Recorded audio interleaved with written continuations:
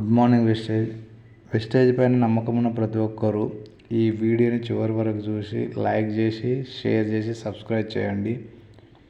వరి ఏ విధంగా పండించాలనేది నాకు అనుభవం లేదు, కానీ ఇక్కడ నేను వెస్టేజ్ పైన నమ్మకంతో మన అప్లైన్లు ఇచ్చిన గైడ్లైన్స్ ప్రకారంగా నేను ధైర్యం చేసి ఇక్కడ నేను వరి సాగు చేశాను.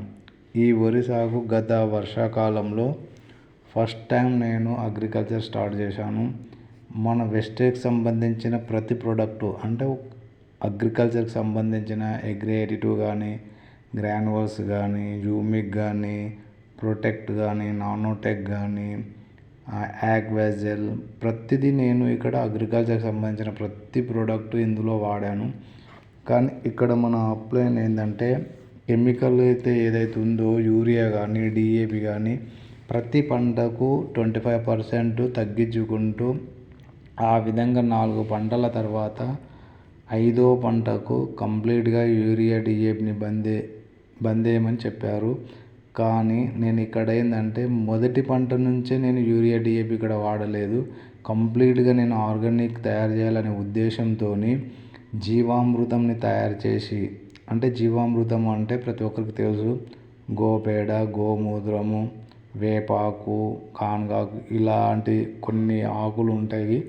వాటిని కలిపి మనము జీవామృతం తయారు చేసి పిచికారీ చేయవచ్చు. తర్వాత మనం వరికి నీరు పెట్టేటప్పుడు ఆ వరి నీటిలో కూడా మనం జీవామృతం వదులుకోవచ్చు. వాటితో పాటు మన వెస్టేజ్ ప్రోడక్ట్లు వాడి నేను ఇక్కడ దిగుబడి తీశానండి. నేను ఫస్ట్ టైము చాలా భయపడ్డాను దిగుబడి వస్తుందో లేదో అని. ఎందుకంటే అనుభవం ఉన్న రైతులు చాలా వరకు చెప్తారు కదా, ఇవి ఏవైతే పొలాలు ఉన్నాయో ఇవి కంప్లీట్గా కెమికల్తో ఉన్న భూములు కాబట్టి నీవు ఫస్ట్ నీవు కెమికల్ లేకుండా ఈ విధంగా పంట పండిస్తే నీకు దిగుబడి రాదని చెప్పారు. కానీ నేను వెస్టేజ్ పైన నమ్మకంతో నేను వెస్టేజ్ యొక్క ప్రోడక్ట్లు వాడుకుంటూ జీవామృతంని నేను తయారు చేసి వాడాను. ఇక్కడ చూడండి, కేవలం 1 ఎకరా భూమికే నేను ఈ జీలకర్ర సోనా అనే సన్న బియ్యం ఏవైతే ఉంటాయో ఇవి ఒక ట్రాలీ నిండా కంప్లీట్గా వచ్చాయండి. అంటే సాధారణంగా ఏంటంటే మామూలుగా కెమికల్స్తోని వాటితోని ఏవైతే మనము పండిస్తామో ఒక ట్రాక్టర్నర ఆ విధంగా వస్తుంది అని చెప్పారు. కానీ ఇక్కడ నాకు ట్రాక్టర్ కంప్లీట్గా ఫుల్ అయ్యింది. అంటే నాకు ఇక్కడ చాలా నమ్మకం వచ్చింది వెస్టేజ్ పైన. ఎందుకంటే సాధారణంగా ఫస్ట్ అగ్రికల్చర్ ఎవరు చేసినా దిగుబడి రాదు. కానీ ఇక్కడ నాకు వెస్టేజ్ వలన నాకు ఏంటంటే దిగుబడి వచ్చింది. వాటితో పాటు నేను ఇక్కడ పండించిన పంట ఆర్గానిక్ కాబట్టి 100% నేను సక్సెస్ అయ్యానని నాకు ఒక నమ్మకం ఉంది.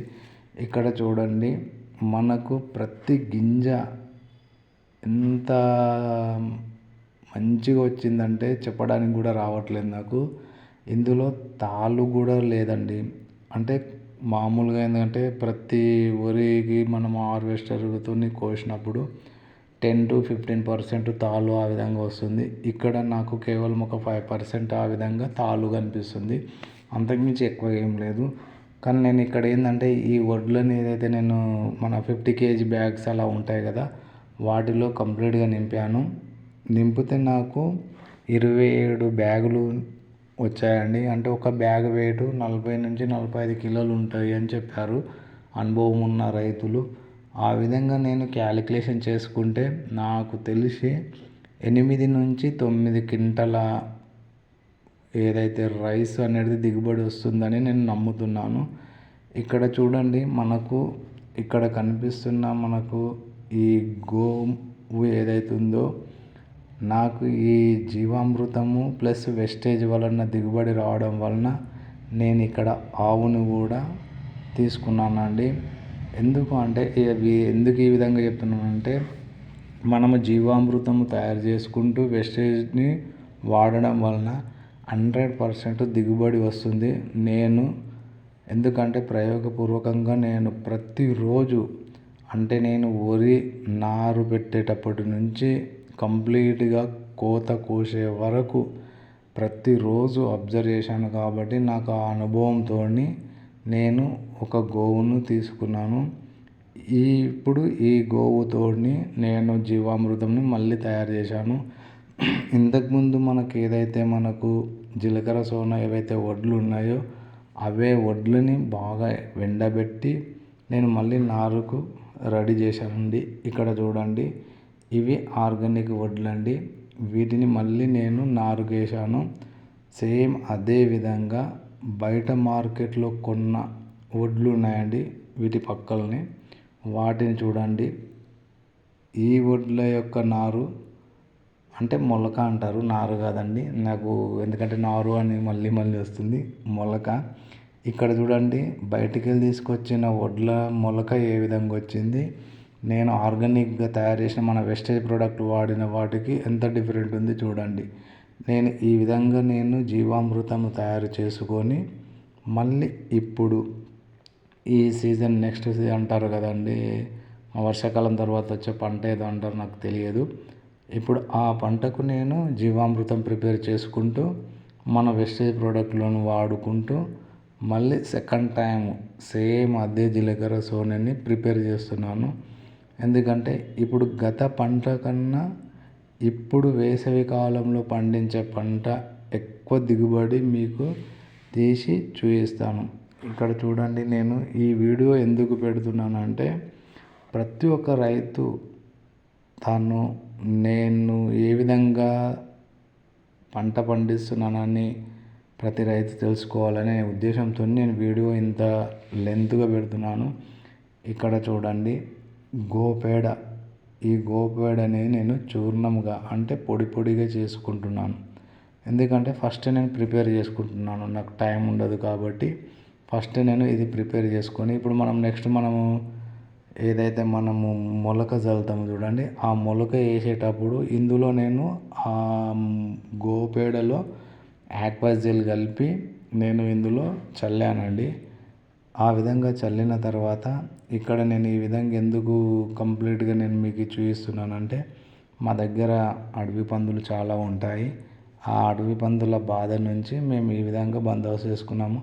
ఇక్కడ చూడండి, ఇది 4వ రోజు తర్వాత ఏ విధంగా ఉంది చూడండి. నేను బయట వడ్లను ఎక్కడ కొనలేదండి. గత వర్షాకాలంలో పండించిన వడ్లు ఏవైతే ఉన్నాయో వాటిని నేను మళ్ళీ ఇక్కడ నేను యూజ్ చేస్తున్నాను. ఎందుకంటే నేను ఇప్పుడు సెకండ్ పంట ఏదైతే ఉందో కంప్లీట్గా ఆర్గానిక్ పంటను తీయాలనే ఉద్దేశంతో నేను వర్షాకాలంలో పండించిన వడ్లని మాత్రమే ఇక్కడ తీసుకున్నాను. ప్రతి ఒక్క రైతు చిన్న చిన్న పొరపాట్లు చేస్తుంటారు.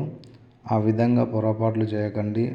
స్పెషల్గా మన వెస్టేజ్లో పనిచేసే ప్రతి ఒక్కరు మన అప్లైన్ ఏ విధంగా చెప్తారో ఆ విధంగా మనము పంట పండించామనుకోండి 100% మనకు దిగుబడి వస్తుంది.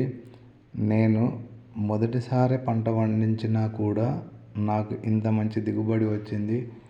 మనకు ఆర్గానిక్ పంట అంటే చాలా కష్టం, అయినా కూడా నేను నా ప్రయత్నం నేను చేసి ఆర్గానిక్ పంటను ఇక్కడ నేను తీశాను.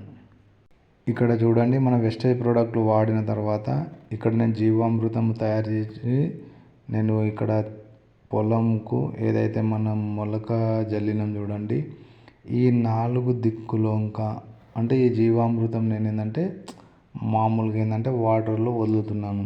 ఎందుకంటే ఒక 4 days తర్వాత 5 days తర్వాత మనం ఏంటంటే ఈ మొలకకు వాటర్ వదలవలసి వస్తుంది.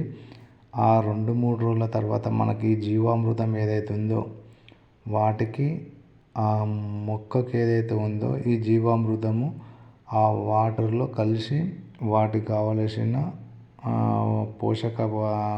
పోషక పదార్థాలు ఏవైతే ఉంటాయో ప్రతిదీ అందుతుంది అనే ఉద్దేశంతో నేను ఈ జీవామృతాన్ని ఈ నారు యొక్క 4 దిక్కులకు ఏదంటే 4 దిశలు అయితే ఉన్నాయి కదండి, వాటికి కంప్లీట్గా నేను ఆ 4 సైడ్ల నేను ఈ జీవామృతంని నేను వాటర్లో వదులుతున్నాను. ఓకే ఫ్రెండ్స్, నేను ఏదన్నా మిస్టేక్ చేసి ఉంటే తప్పుగా అర్థం చేసుకోకండి. ఎందుకంటే నేను మొదటిసారిగా నేను వ్యవసాయం చేస్తున్నాను కాబట్టి నాకు పంటల గురించి అంత అవగాహన లేదు.